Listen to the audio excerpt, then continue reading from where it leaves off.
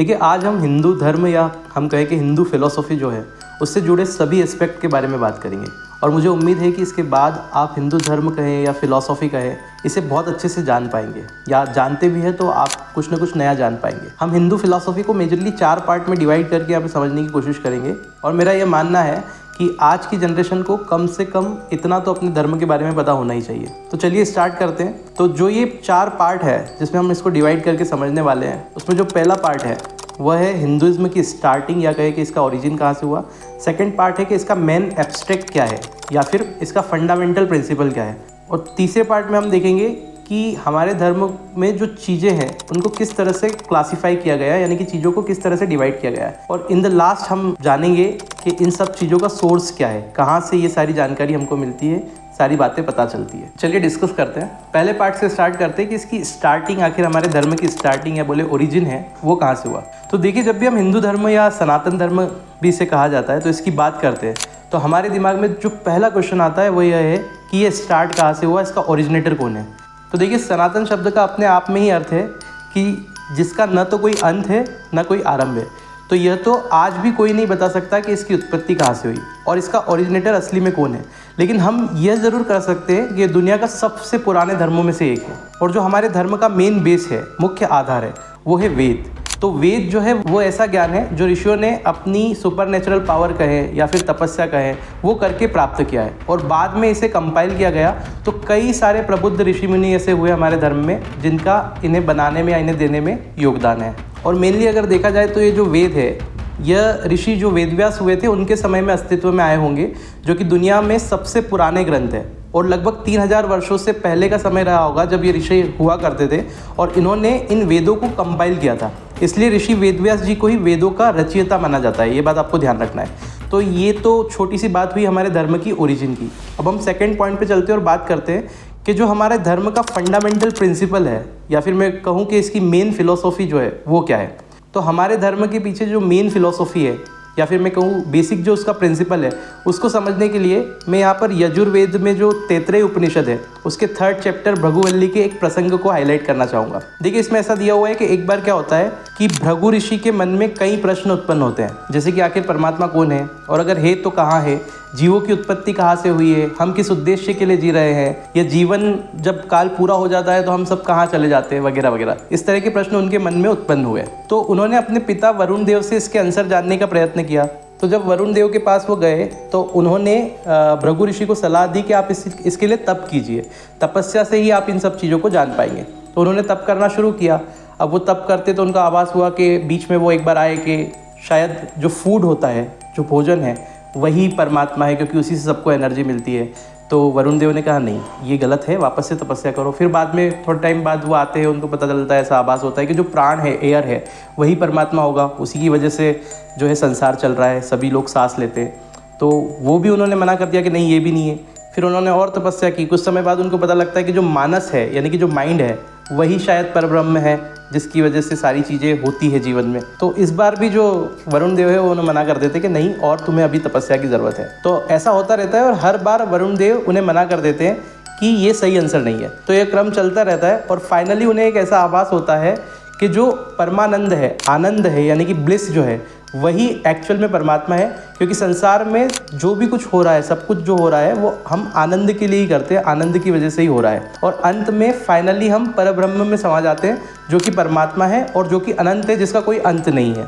और यहाँ पर जो परब्रह्म की बात इन्होंने की है, इसकी जो मेन डिटेल है वो हमें ईशावास्य उपनिषद से मिलती है, जिसमें यह कहा गया कि ओम पूर्णमदः पूर्णमिदं पूर्णात् पूर्णमुदच्यते पूर्णस्य पूर्णमदाय पूर्णमेवावशिष्यते ओम शांति शांति शांति। इसका मतलब है कि ब्रह्म जो है, परमात्मा जो है, अपने आप में पूर्ण है, और इससे जो भी जन्म लेता है वह भी स्वयं अपने आप में पूर्ण है, क्योंकि हर एक जीव में उसी का अंश है। और इतने अंश होने के बाद भी परब्रह्म जो है वो अपने आप में पूर्ण है। इस श्लोक का ये पर्टिकुलर मतलब है। और यहाँ पर जो परब्रह्म की बात की गई है, उन्हीं से सभी जो हमारे देवता हैं उनकी उत्पत्ति हुई है। उन्हीं से हमारे जो मेन धर्म के देवता है, जैसे ब्रह्मा जिन्हें सृष्टिकर्ता कहा जाता है, भगवान विष्णु जो कि पालन करता है सृष्टि के, शिव जिन्हें सृष्टि के संहारक के रूप में जाना जाता है, वह पर्टिकुलर काम दिया हुआ है। तो इन सभी की उत्पत्ति भी इन्हीं परब्रह्म से हुई है। तो इससे हमारा ये निष्कर्ष निकल जाता है कि सारे जितने भी जीव हैं उनकी उत्पत्ति परब्रह्म से हुई है और अंततः वो सभी जाकर के उसमें विलीन हो जाते हैं और वो अपने आप में कंप्लीट है,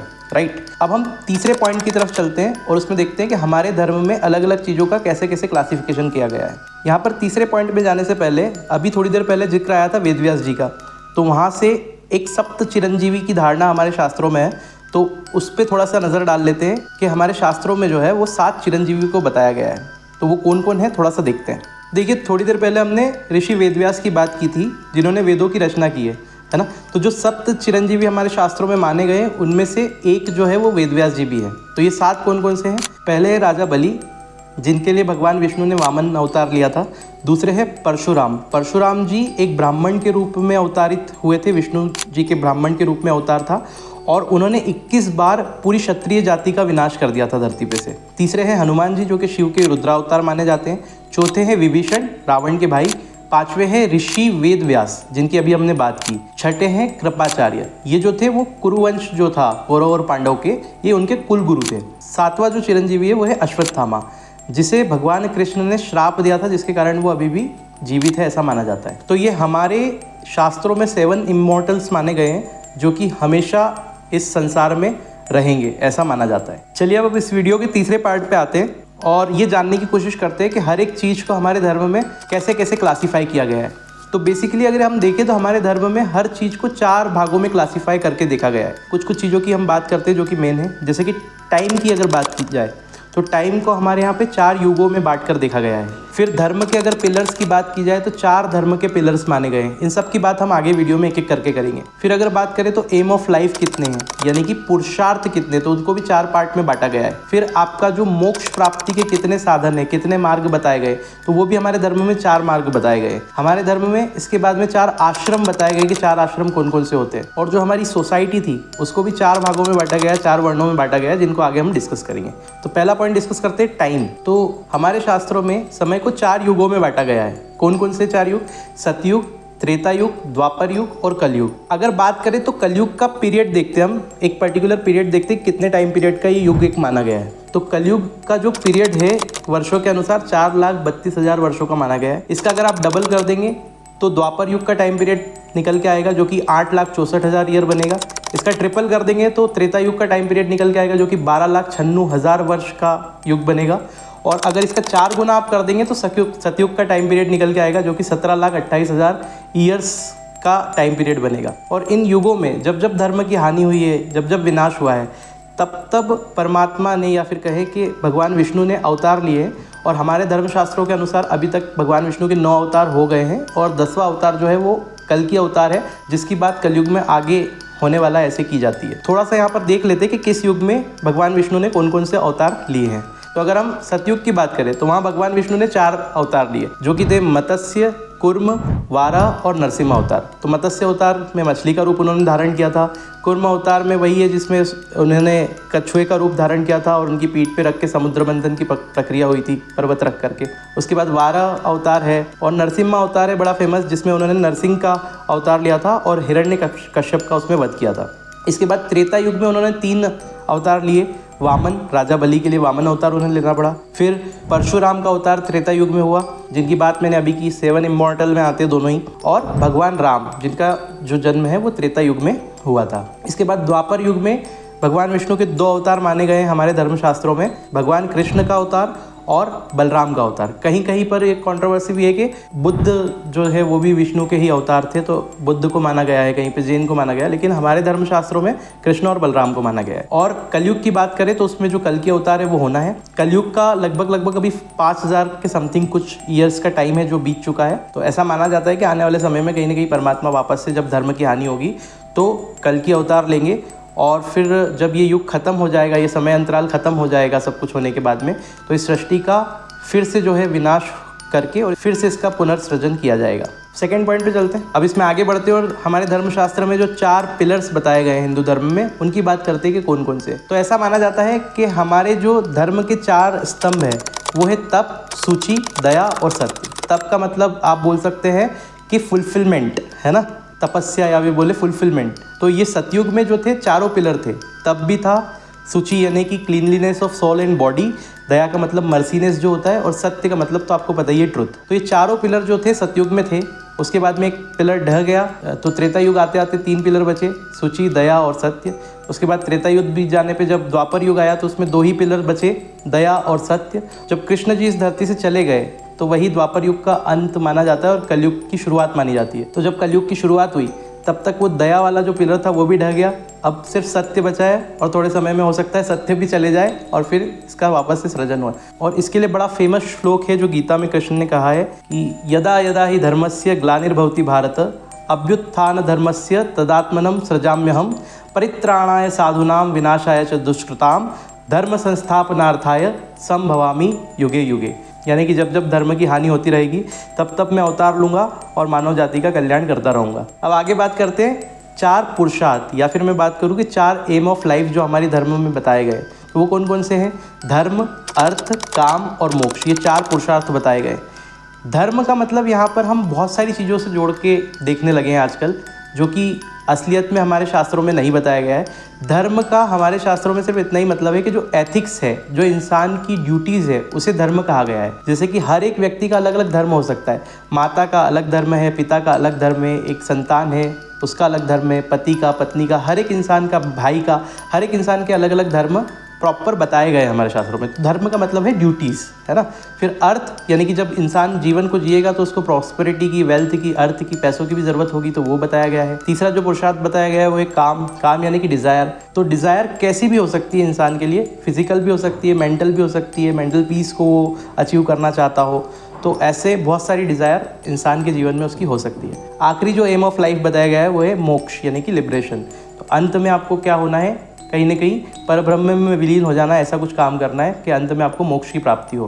तो ये सारी चीज़ें जीवन यापन के लिए ज़रूरी है। धर्म भी ज़रूरी है, अर्थ प्रॉस्पेरिटी भी ज़रूरी है, काम भी ज़रूरी है, डिज़ायर भी ज़रूरी है और मोक्ष भी ज़रूरी है। ठीक है।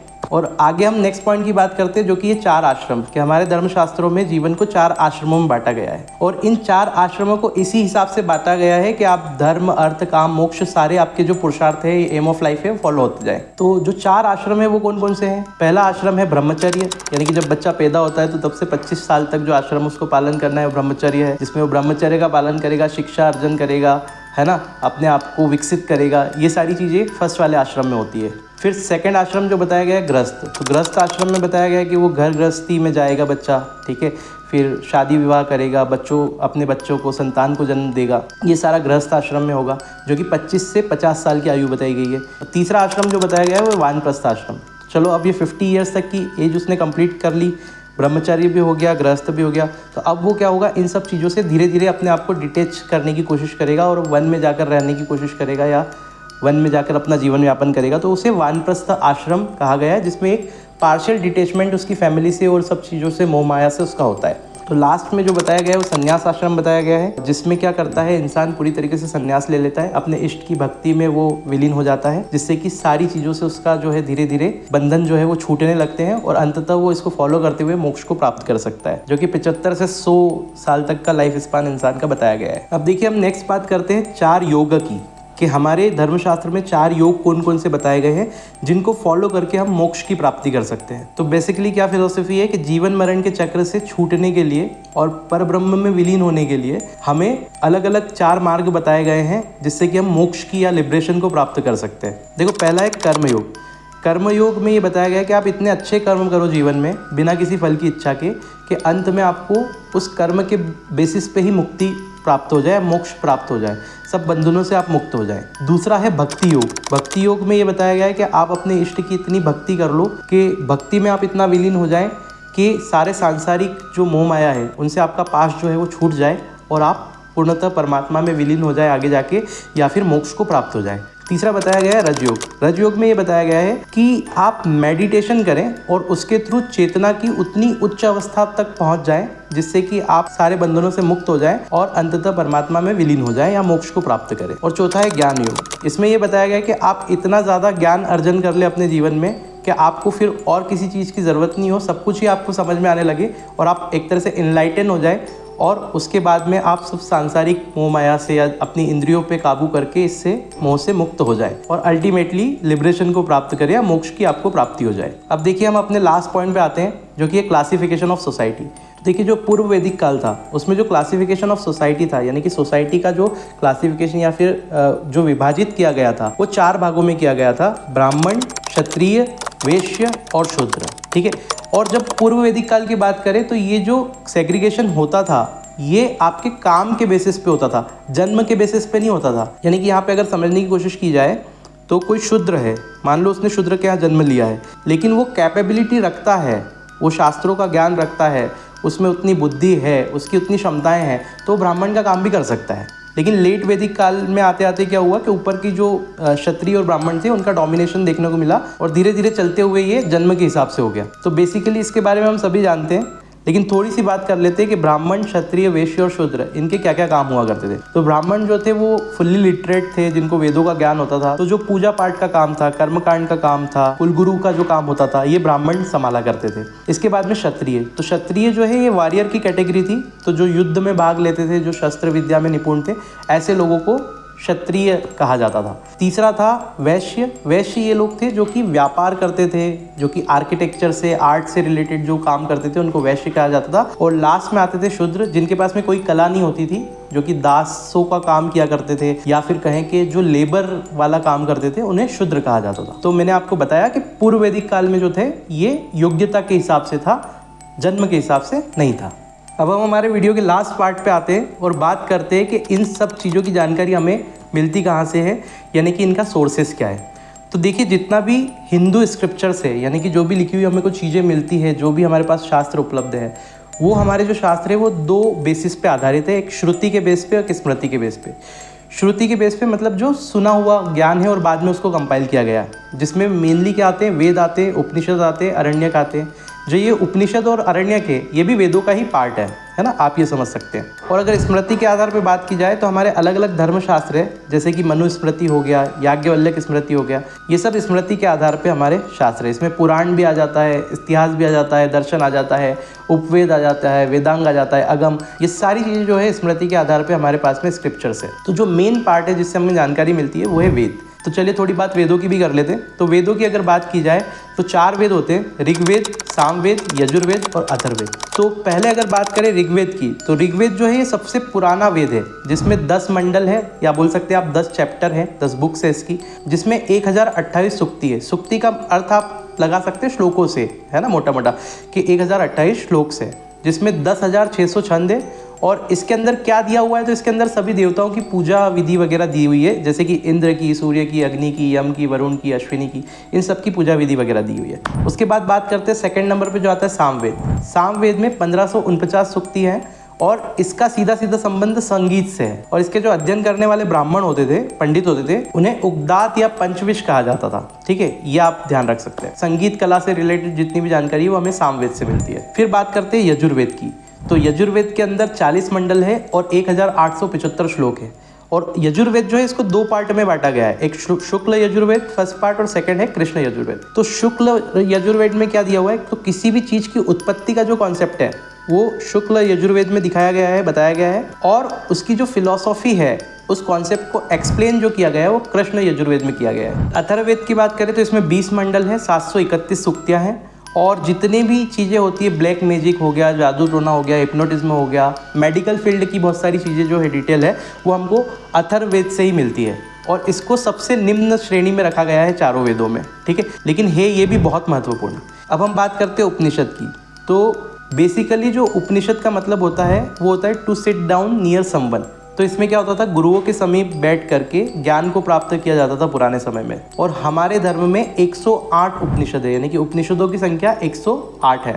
और हिंदू फिलॉसफी में, हिंदू धर्म में बहुत सारी चीज़ें जो हैं वो उपनिषद से प्रभावित है। इसके बाद बात करते हैं स्मृतियों की। तो वैदिक लाइफ के जितने भी नियम थे, रूल रेगुलेशन थे, एडमिनिस्ट्रेशन था कि वहाँ पर कैसे शासन हुआ करता था, दंड वगैरह की जो व्यवस्था थी, ये सारी जानकारियाँ जितनी भी है वो हमको स्मृतियों से मिलती है। हमारे धर्म में बहुत सी स्मृतियाँ लाइक मनुस्मृति, नारद स्मृति, याज्ञवल्क्य स्मृति, पाराशर स्मृति, लाइक बहुत सारी स्मृतियाँ हैं। इसके बाद जो नेक्स्ट हमारे पास पार्ट आता है वो होता है वेदांग।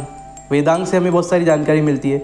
तो हमारे शास्त्रों में 6 वेदांग बताए गए हैं, जो कि ये शिक्षा, व्याकरण, निरुक्ता, छंद, ज्योतिष या एस्ट्रोलॉजी और कल्प, ये 6 वेदांग हमारे शास्त्रों में बताया गया है। इसके अलावा उपवेद है, हमारे शास्त्रों में 4 उपवेद बताए गए हैं, और ये जो 4 उपवेद है वो वेदों का ही पार्ट है। एक तरह से उपवेद जो है वो वेदों का ही पार्ट है, जिससे हमें हमारे धर्म के बारे में जानकारी मिलती है। तो जो 4 उपवेद है वो कौन कौन से हैं? पहला है धनुर्वेद। धनुर्वेद में जो जानकारी मिलती है वो वारफेयर से रिलेटेड मिलती है, यानी कि युद्ध से रिलेटेड जितनी भी जानकारी है वो धनुर्वेद से मिलती है, और ये यजुर्वेद का उपवेद है। दूसरा है गंधर्ववेद। तो जितनी भी कला है, आर्ट है, म्यूजिक है, उससे रिलेटेड जो जानकारी है वो हमें गंधर्ववेद में मिलती है, और ये सामवेद का उपवेद है। इसके बाद में है शिल्पवेद। तो शिल्प कला से रिलेटेड या आर्किटेक्चर से रिलेटेड जितनी भी जानकारी है वो हमें मिलती है शिल्पवेद से, और जो कि अथर्ववेद का पार्ट है। और चौथा जो उपवेद है वो है आयुर्वेद। ये बड़ा फेमस है। तो ये है मेडिसिन से और चिकित्सा वगैरह से ये डील करता है, और ये जो है वो ऋग्वेद का उपवेद है, ये ऋग्वेद का पार्ट है, आप बोल सकते हैं। अब इसके बाद में जो पौराणिक कथाएं वगैरह है उनकी जानकारी हमें कहाँ से मिलती है? तो पुराणों से मिलती है। इन्हें बहुत बड़ा धर्मशास्त्र माना गया है, और जो पुराणों की संख्या है हमारे धर्म में वह 18 है, और इनके भी 18 उपपुराण आप बोल सकते हैं। तो टोटल अगर दोनों को मिला दिया जाए तो 36 हो जाती है। बाकी बेसिकली जो पुराणों की संख्या है वो 18 ही है। तो देखिए थोड़ी सी इसकी भी बात कर लेते हैं। तो पुराण का जो शाब्दिक अर्थ होता है उसका मतलब होता है पुराना या फिर बोले प्राचीन। तो इन्हें किसने लिखा इसकी कोई जानकारी नहीं है, लेकिन ये माना जाता है कि इनका संग्रहण भी जो है वो वेद व्यास जी ने किया था। तो इसके अंदर क्या है? इसके अंदर प्राचीन कथाएं हैं, इतिहास हो गया, भूगोल हो गया, ब्रह्मांड हो गया, विज्ञान हो गया, दर्शन हो गया, इन सब से रिलेटेड जानकारी इसमें दी गई है। कथाएं दी गई है, पूजा विधि दी गई है, ये सारी चीज़ें दी गई है। अब लास्ट पॉइंट को डिस्कस करते हैं, जो कि है इतिहास। तो इतिहास की अगर बात करें तो इसमें बहुत सारे हमारे ऐसे धर्म ग्रंथ हैं या फिर बोले ऐसी पुस्तकें हैं जिनसे हमको हमारे इतिहास के बारे में पता चलता है। जैसे कि अगर हम बात करें रामायण की, तो ये एक बोल सकते हो कि आप ऐतिहासिक पुस्तक ही हमारा इतिहास है। तो जो वाल्मीकि रामायण है वो लगभग 300 BC के आसपास महर्षि वाल्मीकि ने लिखी थी। इसमें 24,000 वर्सेस लिखे हुए हैं, और इसको 7 बुक्स में डिवाइड किया है। यहाँ पर आप ध्यान रखिएगा, मैं वाल्मीकि रामायण की बात कर रहा हूँ, तुलसीदास वाली की बात नहीं कर रहा हूँ। इसके बाद अगर बात करें तो महाभारत हो गया, जिसे जय संहिता के नाम से भी जाना जाता है। इसमें 1 लाख वर्सेस है। पहले स्टार्टिंग में कम थे, लेकिन बाद में बढ़ते बढ़ते 1 लाख वर्सेस इसमें हो गए। और यह वही शास्त्र है जिसे वेद व्यास जी ने नरेट किया था, और ऐसा माना जाता है कि गणेश जी ने इसे लिखा था, है ना। और ये दुनिया का सबसे बड़ा संग्रह है, यानी कि biggest epic of the world है महाभारत। और फाइनली जो पुस्तक है उसकी हम बात करते हैं, वो है भगवत गीता। तो भगवत गीता जो है सबसे होली बुक मानी जाती है हमारे हिंदुइज्म में। और आपको मैं बता दूं कि भगवत गीता जो है महाभारत का ही पार्ट है। महाभारत में जो भीष्म पर्व है उसके चैप्टर नंबर 25 से लेके 42 तक वाला जो पार्ट है उसी को भगवत गीता के रूप में लिया गया है। और ये जो पुस्तक है इससे हमारे धर्म का पूरा एब्स्ट्रैक्ट आपको मिल जाता है। इसीलिए कहा जाता है कि भगवत गीता हर इंसान को पढ़नी चाहिए, क्योंकि हर एक परेशानी का हल जो है हमारे जीवन की उसमें हमको मिलता है। तो आई होप आपको ये जानकारी आज पसंद आई होगी। अच्छी लगी है तो ज़्यादा से ज़्यादा अपने दोस्तों में शेयर कीजिए, और ख़ास करके न्यू जनरेशन, आज के जो बच्चे हैं उन्हें तो ये चीज़ पता होनी चाहिए। इतना नॉलेज तो धर्म का वो रखें, तो इन्हें ज़्यादा से ज़्यादा अपने बच्चों के साथ भी शेयर कीजिए, उन्हें दिखाइए। धन्यवाद।